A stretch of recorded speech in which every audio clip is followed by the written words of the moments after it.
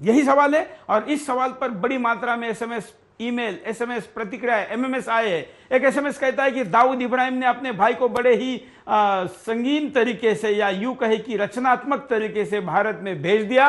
अब वो राजनीति कर रहा है, अपने ऊपर खुद गोलियां बरसाकर अब 8 पुलिस वाले उसके सुरक्षा में भी लग जाएंगे। मुंबई से एसएमएस है, एसएस खान एसएमएस को कह रहे मुंबई से, और दाऊद इब्राहिम ने अपने भाई को अपना लाखों करोड़ रुपए का कारोबार जो मुंबई में बना है उसको देखने के लिए भारत में कैसे भेजा, कुछ महीनों के अंदर उसको कैसे बेल हुई, बेल से बाहर आने के बाद अब कैसे खुद को पुलिस का संरक्षण मिले, इसलिए खुद पर ही गोलियां बरसा रहा है। और अब महाराष्ट्र सरकार के कैबिनेट में विषय आने वाला है कि दाऊद के भाई को 8 पुलिस की सुरक्षा दी जाए या नहीं। यह भी हो सकता है कि यह सुरक्षा दे दे। ऐसी इतनी गंदी हरकत, हमारे देश का सबसे बड़ा दुश्मन अमेरिका के लिए दाऊद, अमेरिका के लिए ओसामा बिन लादेन जितना महत्वपूर्ण है, भारत के लिए दाऊद इब्राहिम उससे भी ज्यादा महत्वपूर्ण है। ऐसे में दाऊद का भाई खुलेआम हमारे यहां पर घूम सकता है, यही हमारी नामर्दानगी की सबसे बड़ी मिसाल है। अगले कॉलर से बात करते हैं, देखते हैं उनकी क्या प्रतिक्रिया है। हाँ नमस्कार। हाँ नमस्कार, जितेंद्र जैन बोलता हूँ, बोलिए जितेंद्र जी। मध्य प्रदेश से। हाँ, मेरा ये कहना है कि पाकिस्तान को लेकर हमारा देश और हमारे देश के शासक बिल्कुल भी गंभीर नहीं है, बल्कि ये कहा जाए कि उनकी गंभीरता इस बात में है, खास तौर पर देश के प्रधानमंत्री, गृह मंत्री, विदेश मंत्री, कांग्रेस, इनकी गंभीरता इस बात में ज्यादा है कि पाकिस्तान को किस प्रकार उसके अपराधों से बचाया जाए। अगर ऐसा नहीं होता तो जिस प्रकार अभी जो लिस्ट सौंपी गई 50 लोगों की, उसमें से 6 लोग ऐसे हैं जो भारत में ही घूम रहे हैं खुलेआम, एक मर चुका है। गृह मंत्री ये कहते हैं कि ये सामान्य से मामूली सी घटना है। तो इस प्रकार से अनेक घटनाएं और अनेक प्रसंग हैं जब पाकिस्तान को भारत के शासकों ने बचाने का ही काम किया है। जिस प्रकार से ओसामा लादेन वाला मामला हुआ था, उस समय एक बेहतरीन मौका था कूटनीतिक भारत के लिए कि पाकिस्तान को घेर कर दबोच लिया जाए, परंतु हुआ ये कि हमारे शासकों की कमजोरी, तुष्टीकरण की नीति, कमजोर दीनहीन मानसिकता के कारण आज वही पाकिस्तान हमें सबक सिखाने की धमकी दे रहा है। और साथ में चीन भी उसके सुर में सुर मिलाकर कह रहा है कि अगर पाकिस्तान को किसी ने छेड़ा तो परिणाम बुरे होंगे। तो ऐसा तो दुनिया में कहीं भी देखने में नहीं आया है। बिल्कुल। कुल मिलाकर हम तो यही जान सकते हैं कि हमारा शासक वर्ग जो है, कांग्रेस पार्टी है, उनके पास व्यर्थ के कामों के लिए समय है। जैसे हम एक आपको बात बताता हूँ कि हमारे राष्ट्रपति, उनके लिए कॉलेजों में जाकर डिग्री बांटने के लिए वक्त है, परंतु खुखार आतंकवादी के फांसी की सजा पर निर्णय लेने के लिए उनके पास समय नहीं है। बिल्कुल, कितनी हास्यास्पद बात है। बिल्कुल, सर्दियों में छुट्टी मनाने के लिए देश के राष्ट्रपति को हैदराबाद जाना पड़ता है। उस परंपरा को तोड़ना नहीं चाहते। 15 दिन हैदराबाद में जाकर इसलिए राष्ट्रपति रहते हैं क्योंकि अब तक के हर राष्ट्रपति में ये परंपरा शुरू की कि जब दिल्ली में ज्यादा सर्दियां होती है तो ये लोग हैदराबाद में जाके बैठते। आप कह रहे वैसे डिग्रियां बांटने के लिए इनके पास समय है, लेकिन आतंकवादी के फांसी के निर्णय पर साइन के लिए नहीं। पाकिस्तान को लेकर कितने गंभीर हैं, बिल्कुल, ये हमारे देश का दुर्भाग्य रहा है। बिल्कुल, धन्यवाद जितेंद्र जी, अच्छे पॉइंट आपने बताए। और भी कई लोग अपने तर्कों के साथ इस मुद्दे को और मजबूत करने के लिए अपनी बात को रखना चाहते हैं, उनसे भी बात करते हैं। अगले कॉलर से बात कर। हेलो। हाँ जी नमस्कार। हाँ नमस्कार, बोलिए। हम चित्तरंजन गोस्वामी बोल रहे हैं। हाँ बोलिए। वेस्ट बंगाल से। बोलिए बोलेंगे तो? हाँ बोलते जाएंगे। बिल्कुल बोलिए। अच्छा, नहीं चाहने पर भी दुर्योधन को और राजा का कुर्सी में बैठा हुआ सिर्फ मोहन पिता से सभी मिल जाता था। 1941 से पाकिस्तान जैसा दुर्योधन को भारत नेता से मिल चुका है और मिलता भी है बात में और कम भी। ये धारा और बढ़ेगा, घटेगा नहीं, क्योंकि अब तो घोटाले भवन में सिर्फ घोटाले लोग ही बैठा हुआ है। इसके कारण पूछने में बोलेगा, लेकिन आपका चैनल का सेकुलरिटी में कुछ गड़बड़ जाएगा तो इसलिए और नहीं बोल रहे हैं, लेकिन इसका परिणाम तो आप जानते ही हैं।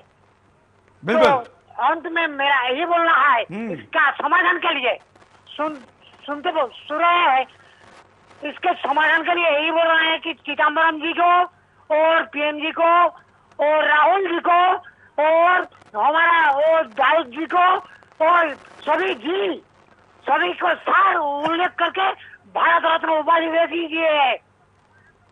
हाँ, आपका चैनल से यही बोल रहे हैं। अगर संभव हो तो वो हमारा वो जो प्रधान मुख्यमंत्री था उसको भी। बिल्कुल गोस्वामी जी, धन्यवाद। आपके मन की हम पीड़ा समझ सकते हैं, दुख समझ सकते हैं, दर्द समझ सकते हैं, भावनाएं समझ रहे हैं, इसलिए ऐसी शब्द निकल रहे हैं और ये निकलना स्वाभाविक है। जिसको देश के प्रति लगाव है, जिसको राष्ट्र के सुरक्षा के प्रति चिंता है, जिसको इस देश का आगे क्या होगा इसको लेकर संशय है, ऐसे लोग ऐसे विषयों पर अपनी बात को रखते हैं, कॉल करते हैं और हिम्मत के साथ अपना नाम बताकर, चैनल पे नाम लिखवाकर, अपना नंबर, अपना नाम, पता बताते हुए हिम्मत से बात करते हैं। ये बिंदास बोल और इस देश के लोगों की खासियत है। अगले कॉलर से बात करते हैं। हेलो, नमस्कार। हाँ हेलो, नमस्कार सर। बोलिए। हाँ सर, देखिए जो पाकिस्तान के जो ये है ना बात, जो गंभीर होना ही जरूरी, बहुत गंभीर होना बहुत जरूरी बात है। लेकिन नहीं हो रहे हैं, अनदेखा करती रहती। बिल्कुल, लेकिन क्यों नहीं हो रहे हैं? क्योंकि इससे पहले जो अब्दुल कसाब मिला था, लेकिन उसके बारे में भी ऐसे करके छोड़ दिए थे। लेकिन उनके बारे में अभी पकड़ने के बाद भी उनको खिलाया, ये ऐसी अपनी सरकार है। बिल्कुल, हेलो, धन्यवाद। हाँ, जिनको पकड़ा है उनको भी बिरयानी खिला रहे हैं, उनको भी दूध पिला रहे हैं, लस्सी पिला रहे हैं, छाछ पिला रहे हैं, उनको भी इतनी सुविधाएं मिल रही है, तो और लोगों का क्या होगा? ये सवाल दूसरी बार दूसरे कॉलर ने उठाया है। और भी कई एसएमएस यहाँ पर आए हैं। एसएमएस में कहा गया है कि 50 की लिस्ट बनाते समय इस रणनीति का हिस्सा था कि ऐसे कुछ नाम गलत जानबूझकर डाले जाए कि लक्ष्य विचलित हो और दाऊद बच जाए। बिल्कुल, यह भी एक आरोप है कि दाऊद को बचाने के लिए मुंबई पुलिस के कुछ गुर्गों ने तय करके नाम ऐसे डाल दिए कि लिस्ट पे चर्चा होनी चाहिए थी दाऊद को पकड़ने की, लेकिन चर्चा हो रही है गलत नामों की। दिशा भटकने के लिए और लक्ष्य से विचलित होने के लिए तय करके ये नाम डाले गए हैं और सरकार अब संभ्रम में है। अगले कॉलर से बात करते हैं। नमस्कार। हमारे यहाँ हाँ, जो है देश में कानून नाम का इनके खिलाफ कुछ नहीं है। अगर कुछ हो और इनको फांसी देने की सजा अगर बरकरार जल्दी जल्दी दी जाए, वेटिंग में डाल दी जा रही है। 3-3, 4-4, 500 वेटिंग में खड़े हैं। हाँ, और इसके विपरीत जो है कोई परिणाम नहीं है, कोई इनको फांसी देने वाला नहीं है। बिल्कुल। अगर किसी नागरिक को अगर ये चाहे तो इनको एक ही दिन में दे सकता है एक ही आदमी।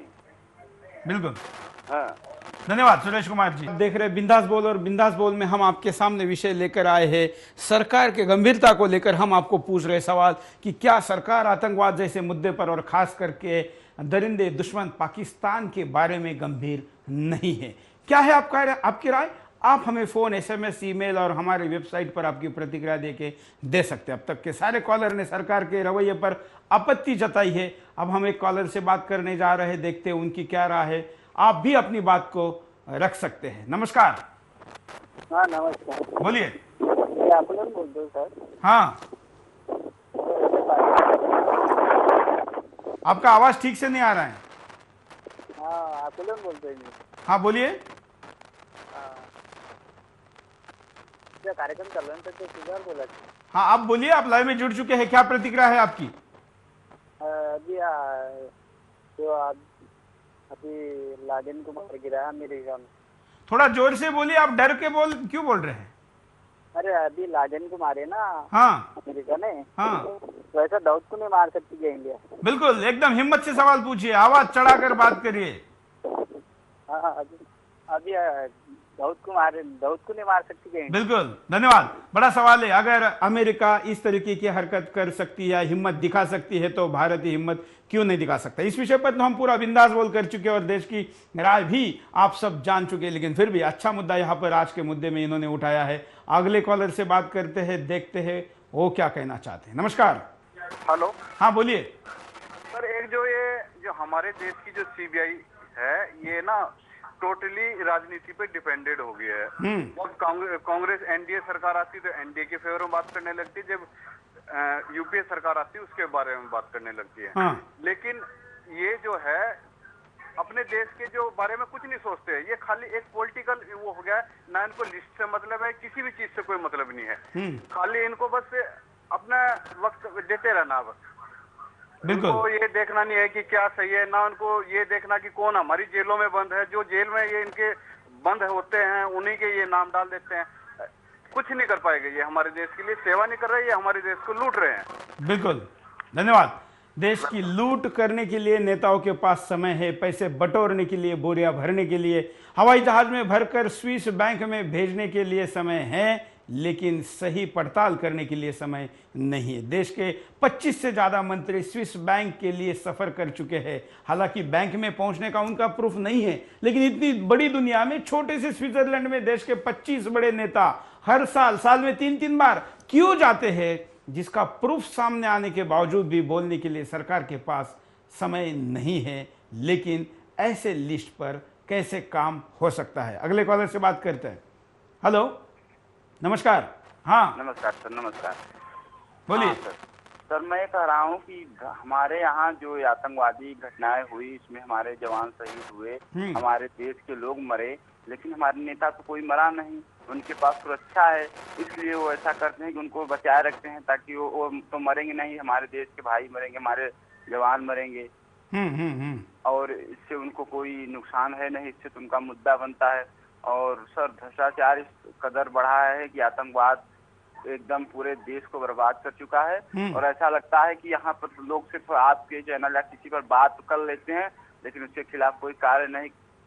बिल्कुल दुर्गेश जी, लेकिन कम से कम यहाँ पर बात तो लोगों ने करनी शुरू की है, और हम ऐसे ईमानदार बातचीत का परिणाम, मैंने जैसे कहा कि अगर आप इच्छा व्यक्त करें तो वो सही ताकतें उसको पूरा करने के लिए अपना परिश्रम लगाती है।